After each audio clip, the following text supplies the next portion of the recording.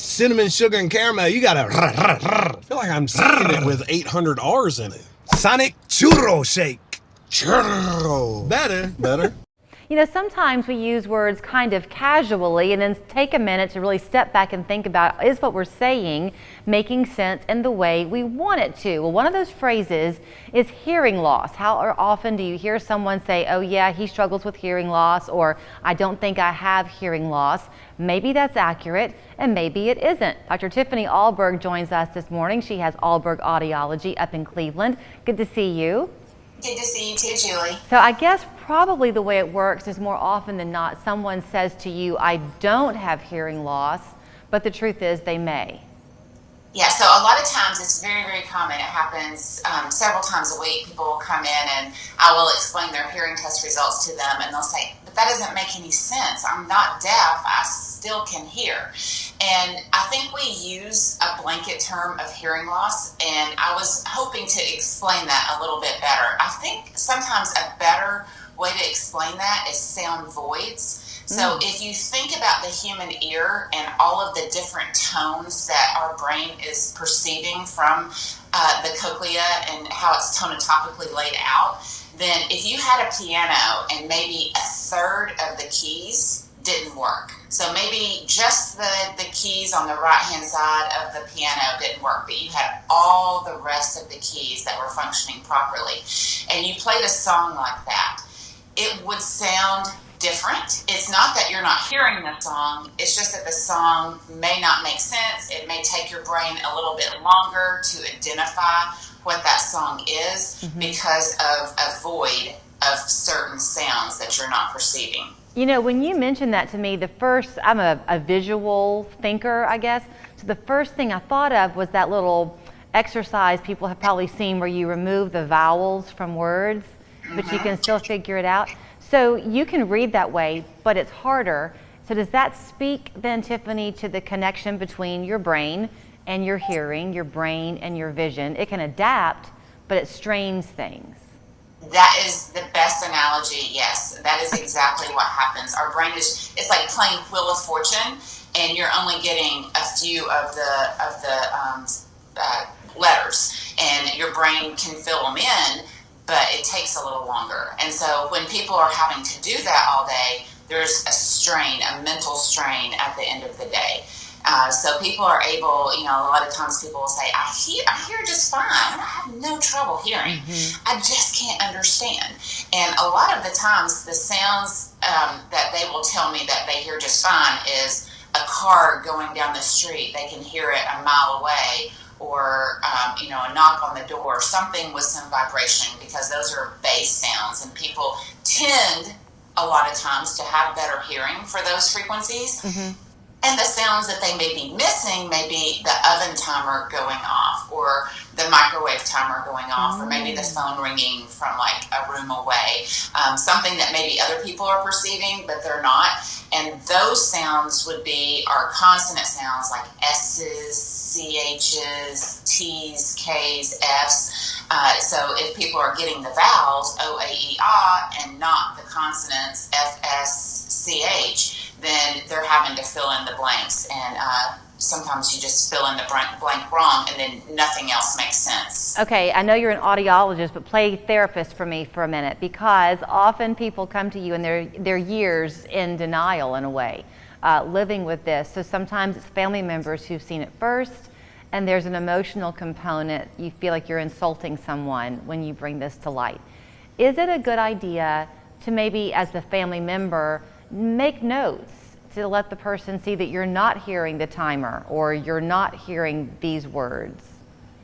It is good. And just like anything in life, when we have people hound us about things, we become very defensive about it, and we reject those kinds of things. So there is a component to it that you have to own it. You have to be the one to admit before there's something before you can do something efficiently, effectively, before you have to commit before you're ready to heal. And so it's definitely it's okay to bring things up. I think that it's in your family member's best interest but don't hound them about it. They have to be the one to accept it before they're ready to move on and do something about it. You shared a phrase with us recently that really stuck with me. I loved it.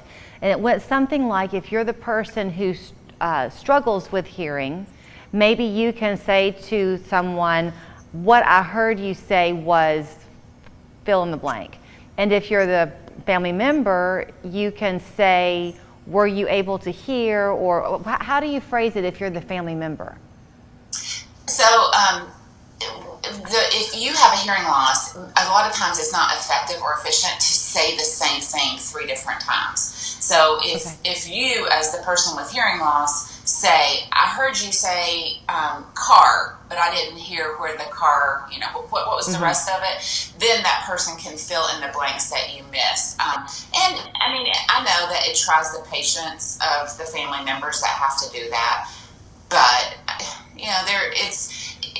you have to have compassion for people that have difficulty like that. It's hard on them. It's hard on everybody. That's why I hope people pursue better hearing. I mean, it's so important to our human connection with our families and friends. But sometimes people just have to wait a little bit before they're ready to do that. Well, okay, so we've never had a conversation like this before, really, where you kind of touched your heart like that. But you see people hurt sometimes when they come into your office. So besides the fact that we've described these sound voids and what they can really present like in your life and the compassion, let's talk about getting you then back to better hearing. It's easier than ever before, right? The options are endless now. They are, and it's so much easier. I hear it every day that it's so much easier than people thought it was going to be. It's not as bad as people have it. You in your head, you picture something as being just awful, and you're so not ready for it. You get so emotional about the whole experience, and you don't want to do it. But when it comes down to it and people do it, I mean, they do, most of the time, people do really well if they have committed that they're ready to fix it. And I think that's the biggest part of the equation, is they have to be the one that's ready. It doesn't help if a family member makes them. That person that comes in has to be committed, and if they are, it's easy peasy, and it's easier than ever. And let me ask you this too before I let you run. I know you're a big believer in the value of having a baseline hearing test. I think it's at age 50, is that right? Age 50 is when they recommend having a baseline hearing test, and I just cannot tell you how important that really is. The amount of people that I see that feel like they've had a change or a sudden loss, or they have something going on, and if we don't have anything to compare it to, we're just guessing as to what could have happened. But if someone has a baseline, then we know without a shadow of a doubt, like, that they've had a hearing change or that something's happened. So it's very important to have that. And then if someone does come to you and they think they have some of these sound voids, as you mentioned it, does that always necessitate a hearing device, or sometimes is it just what it is and you see? Not always. I mean, and that's where a hearing test is the only way to know that for sure. Okay.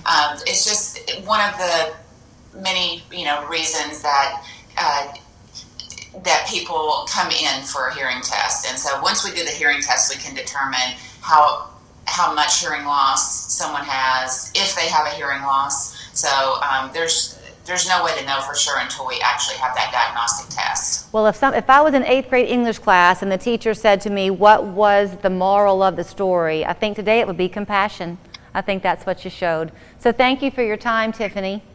Thank you, Julie. You will find her at Ahlberg Audiology in Cleveland. The phone number is 641-0956.